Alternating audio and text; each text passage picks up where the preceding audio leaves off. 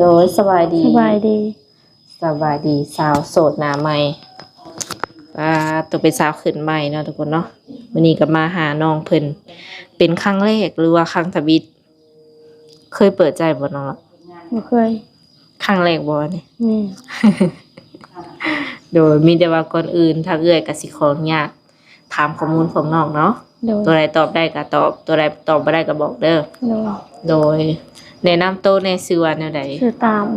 ฮะตามแม่นโอ้อายุจักปี18ยังเข้าโรงเรียนบ่ออกแล้วออกแต่รุ่นบ่น้องล่ะ2 ปีจบห้องใดม2ม3อ่านออกเขียนได้ปกติเนาะนี่น้องล่ะเคยสร้างครอบครัวบ่เคยตั้งแต่เป็นสาวมาเคยมีผู้บ่าวผู้แพงมาจีบบ่มีเคยคุยผู้บ่าวบ่เคยแบบลมกันนี่เคยเนาะเมืองน้องเพิ่นยังแบบอ่อนต่อโลกเนาะทุกคนเคยไปฝั่งไทยบ่เคยเคยไปแบบสถานที่ไกลๆบ่นอกจากบ้านเจ้าของเคยน้องล่ะเคยไปไสไกลสุดเวียงจันทน์บ่ท่าแขกบ้านน้องอยู่ไสซะพ้นยานางแขวงสะวรรณเขตนี่เนาะแม่โดยน้องล่ะสูงเท่าใดเคยติดน้ำหนักเจ้าของอยู่บ่เคยเคยติดน้ำหนักแล้วก็เคยแบบวัดความสูงของเฮาอยู่บ่เคยสูงเท่าไหร่หนักเท่าไหร่59น้ำหนักสูงรวมสูงบ่59แม่นน้ำหนักได้สั่นน้องล่ะประมาณ54โดยกำลังเนาะกำลังสร้าง กำลังเติบโตเนาะทุกคนเพราะว่าน้องเพิ่นก็ก็18ปีตอนนี้นี่แบบว่าอยากมีคนคุยบ่หรือว่าอยากสร้างครอบครัวเลยน้องล่ะมีคนคุยโดยมีช่องทางติดต่อให้เพิ่นอยู่บ่มีเล่นหยังแน่เฟซแล้วก็แอป WhatsApp LINE เคยเล่นบ่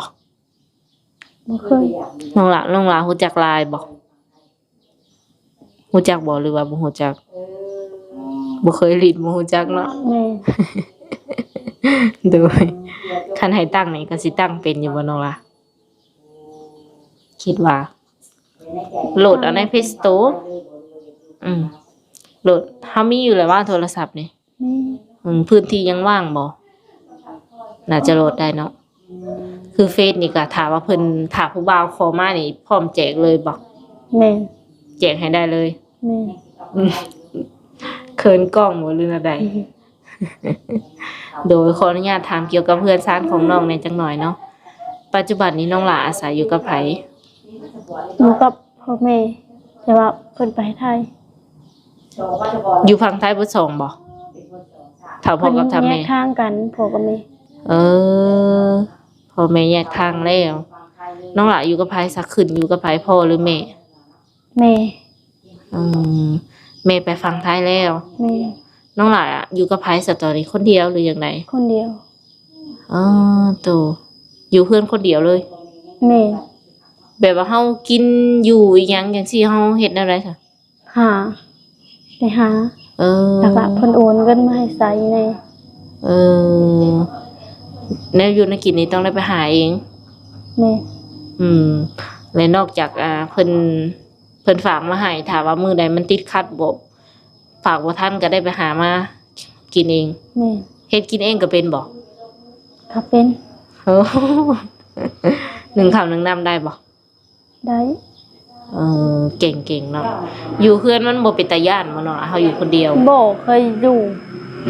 เป็นเฮือนใหม่หรือว่าเฮือนเวลาเฮือนก่อมันก่อใครแน่เนาะคืออัดประตูอยู่ในแล้วก็แล้วมักไปหลินไปเที่ยวอยู่บ่มักไปอยู่ไปทุกมื้อหรือว่ามื้อไปที่ก็บ่ไปหมู่ส่วนก็ไป ตามมาลง แม่น โดยโอเคเนาะครับตามภาษาวัยรุ่นทุกคนเลยแต่ที่นี่เปิดใจนี่มีสเปคอยู่บ่น้องล่ะมักผู้ชายแบบใด กะพอสมกับเฮา อืมผู้บ่าวรุ่นใหญ่มักอยู่บ่ผู้บ่าวอายุหลาย พอมักอยู่ มักอยู่เนาะคุยได้ฮอดจักปี50 60ได้บ่ 50อันลงเช้า อืม50ลงมา แม่ โอ้ผู้บ่าวอายุหลายเบิดซิดทุกคนเด้อ ส่วนหลายก็มีแบบผู้บ่าวรุ่นใหญ่เนาะส่วนหลายมีแต่รุ่นใหญ่40 50 60นี่สิหลายเลย แม่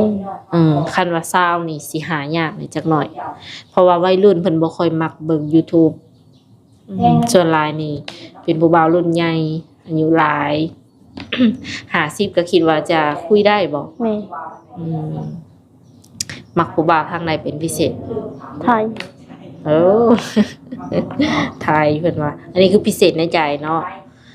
แต่ถามว่ามันบ่ได้ตามต้องการนี่อยู่ลาวหรือว่าอยู่ต่างประเทศก็คุยได้บ่ ได้ โดยคุยได้พิเศษในใจแม่นฝั่งไทยมื้อหน้ามื้อในถ้าว่าเฮาสร้างครอบครัวเจ้าสิไปอยู่นำเขาบ่หรือว่าให้เขามาอยู่น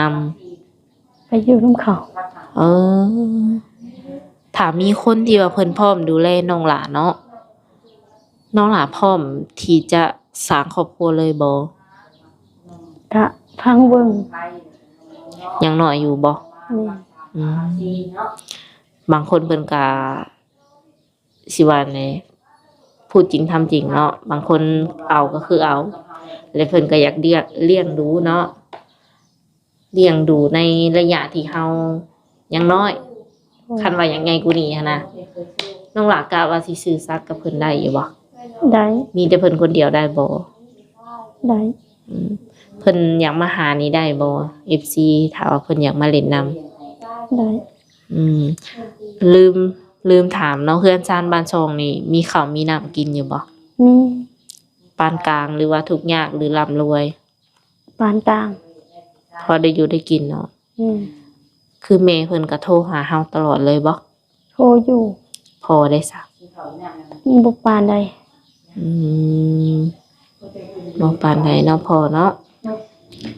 น้องหลามีน้องหรือว่ามีอ้ายบ่ มีน้องมีอาย มีสรุปแล้วจักคน 4 โอ้หลายเนาะ ผู้หญิง3ชาย1 จังว่าน้องจังว่าไปอยู่เฮือนผัวได้เนาะ อืม เพราะว่ายังมีผู้หญิงอีก2จะเป็นลูกคนที่เท่าไหร่ คนที่2 ไกลผู้โกกไปอยู่ฝั่งไทยหรือว่าต่างประเทศแม่นไปอยู่ได้เบิดเนาะเรื่องกับกับข้าวนี่เฮ็ดเป็นเบิดซุอย่างบ่ ก็บางอันก็เฮ็ดเป็น โดย แบบว่าอาหารบ้านเฮาแกงหน่อไม้หน่อตอกแจ่วปูแจ่วปลาเฮ็ดเป็นอยู่บ่ เป็นอยู่ อืมเป็นแนวใดซะน้องคือว่าอยากได้งานบ่ อยากไปเฮ็ดงาน โดยน้องหลายอยากเฮ็ดงานหยัง ร้านอาหาร อยากเฮ็ดอยู่บ้านเฮาหรือว่าอยู่ฝั่งไทย อยู่บ้านเฮา อืมอยู่ฝั่งไทยบ่อยากไปเฮ็ดบ่ อยากไปอยู่ คันว่ามีแบบว่าเจ้านายเพิ่นเห็นคลิปแล้วเพิ่นอยากให้น้องไปเฮ็ดงานในเซ็นอะไรไปบ่ ไป แบบว่าแม่เพิ่นบ่ได้หางานให้เฮาบ่อยู่ฝั่งไทย อืม คันเฮาไปเพิ่นสิบ่เว้าบ่ว่านี่ บ่แล้วแต่อยากไป น้องหลาปรึกษากับแม่แล้วบ่ บ่คันอยากไปก็ไป เออเอาบ่ต้องแบบบ่ได้ถามแม่ก่อนที่สมมุติว่าเฮาสิไปไกลไปฝั่งไทยหยังจังซี่บ่ย้านบ่เนาะ กะ คันอยากไปก็ไปคันแนมเบิ่งตัวเองได้ แล้วเว้านะ แม่น เออคิดว่าสิเอาตัวเองรอดบ่แบบอยู่ในเมืองบ่เคยไปจักเทื่อนะแนวใดเอ่ย เพราะว่าเคยผ่านมาแล้ว อืมคันเป็นไปได้เนาะคันว่าได้งานก็อยากให้น้องได้บอกแม่ก่อนเนาะว่าเฮ็ดงานอยู่นี่เพื่อความปลอดภัยเฮาหั่นแหละเพราะว่าน้องเองก็บ่เคยไปไทยไปไกล อยู่ไทยหรือว่าอยู่ไสก็มีทั้งคนดีแล้วก็คนบ่ดีเนาะก็ญาตินะบางทีเอาไปเลยเฮ็ดจังได๋นะ ก็บอกแม่นำบอกสถานที่ที่เฮาอยู่หรือว่า โดย บอกสถานที่ที่เฮาสิไปว่าแม่มันเป็นตาไปบ่เพราะว่าแม่เพิ่นมีประสบการณ์หลายเพราะว่าเพิ่นไปไทยเด้เนาะ โดย น้องนี่เพิ่นบ่เคยไปคันแม่นเขาตัวไปก็แล้วเลยบ่ได้เห็นหน้าหรือว่าบ่ได้มาบ้านเลยบัดนี้ อันนี้ในความคิดแบบอีกมุมหนึงที่ว่ามันเป็นตาญาตินะ โดย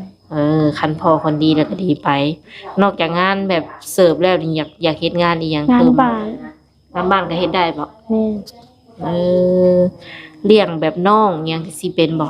เป็นเพราะว่าเคยเอา เคยเอา แม่น เด็กน้อยหรือว่าลูกแม่น้องตัวเอง น้องตัวเอง อืมสู่โซนเนาะเคยเฮ็ดงานหยังมาแล้วบ่อยู่ในบ้านเฮา หานอาหาร เออ หานหมูกระทะ เคยเฮ็ดแล้ว เมื่อยบ่ผ่านมา กะบ่ปานใด น้องล่ะออกไปเฮ็ดเวียกนี่ตั้งแต่จักปี ไปสู่กับชีวิตแบบหาเงินรับจ้าง 14 15 16เออออกแต่น้อยอีหลีเนาะแบบว่าเพิ่นแยกทางกันเลยต้องได้แบบหาเงินเลี้ยงตัวเองสิบ่ แม่น แม่เพิ่นให้เดือนเท่าไหร่ซั่นน้องล่ะ เดือนละพัน เพิ่นฝากมานะ แม่น เดือนละ1,000 บาทกลุ่มบ่ ปลากุ้ง โอ้ถือว่าแบบใช้เงินเป็นเนาะ 1,000 บาทกลุ่มนี่ถือว่าใช้เงินเป็น กับข้าวได้ซื้อคุมื้อบ่ ซื้อ คันไปหากินนี่เฮาไปหาหยัง หาหน่อไม้ มีแต่เท่านั้นเมนูบ้านเฮา อืม ไปรับจ้างรับนาเคยไปบ่ เคย ให้หน้าตะกร้านี่มีบ่น้องล่ะ บ่มี เพราะว่าปลูกยางเฮ็ดมัน ใส่เดินตัวเองนะหรือว่าแนวใดปลูกยาง เฮ็ดมันนี่ใส่เดินของเฮาเองหรือว่าไปเฮ็ดของเขา ของเขา สรุปแล้วเจ้าแบบในเฮือนนี่บ่มีดินดอนตอหญ้าเนาะแม่นบ่ แม่น นาก็บ่มีซื้อข้าวกินบ่ซะนี่ แม่น โตนางอยู่ได้ซื้อข้าวกิน สอบหนึงนี่กุมจักเดือน เวลาอยู่บ่ได้สู้กิน อืมบ้านเฮาไปเฮ็ดงานนี่อ้ายน้องเฮาอยู่นำไผซะน้องเฮาอีกเด้ อยู่นำเฒ่า อืมนำแม่เฒ่า เพื่อนเจ้ากับเพื่อนแม่เฒ่าใกล้กันหรือไกล ไก่ติดกันเลย อ๋อจังพ่อค่ะจังพ่อจะจังหวัดนอนได้เนาะเพราะว่ามีพี่น้องอยู่ใกล้แล้วบัดนี้คันเจ้าออกไปเฮ็ดเวียกแล้วนี่ก็อ้ายน้องมันอยู่นำแม่เฒ่าเบิดเลย แม่น มีคนสร้างครอบครัวแล้วบ่ ฮะ อ้ายน้องเจ้ามีคนสร้างครอบครัวบ่ ยังบ่มี โสดเบิดเลย ชายหนึ่งเนาะ แม่น ผู้ชายนี่คืออ้ายบ่ แม่น น้องนี่น้องนี่อีก2คนนี่เป็นยิงเบิดเลย แม่น อืมเขายังเขาโรงเรียนอยู่บ่หรือว่าแนวใดน้องฮะ น้องห่างอะได้ปีปลาย มันยังน้อยอีหลีเนาะเพิ่นหาก็แยกทางกันนี่บ่ แม่น เพราะว่าน้องยังน้อยเนาะปีปลายก็หาก็เลิกหรือว่าแบบเพิ่นสร้างครอบครัวใหม่บ่ เพิ่นตาย ผู้ที่ผู้ที่สี่ผัวเพิ่นตาย เพิ่นแบบมีสามีหลายคน 2 คน อ๋อบ่ได้แม่นน้องแท้ๆหรือว่าอ้ายแท้ๆบ่สะอัน4คนนี่ พ่อเดียวกัน3 คนน่ะ อีกผู้หนึงล่ะ คนละพ่อ คนน้อยบ่คนละพ่อเนาะ แม่น เพิ่นก็สร้างครอบครัวมาแล้ว2ครั้งนะแม่เพิ่นเนาะปัจจุบันแลคนสุดท้ายนี่แม่นแยกกันแม่นบ่คนทำอิฐนี่เพิ่นเสียเนาะ บ่คนนั้นทำอีกเพิ่นแยกทางกัน ได้หลายปีล่ะ ผู้ที่สองล่ะเสีย แบบนั้นเนาะทุกคนโดยได้ก็เสียใจนํเนาะ ก็เลยต้องว่าออกมาจากบ้านมาสู่หาเวียกหางานเฮ็ดเอง แม่น คันได้เงินเดือนแหละ เก็บไว้เองบ่หรือว่าให้ไผ เก็บไว้เอง โดย ปัจจุบันนี้คือ อยากหางานก่อนเนาะ แม่น คันว่าบ่มีผู้บ่าวเข้ามาก็คืออยากเฮ็ดเวียกเฮ็ดงานไผที่ว่ามีเวียกงานก็คือสามารถติดต่อมาหาน้องได้น้องคุยเองเฮา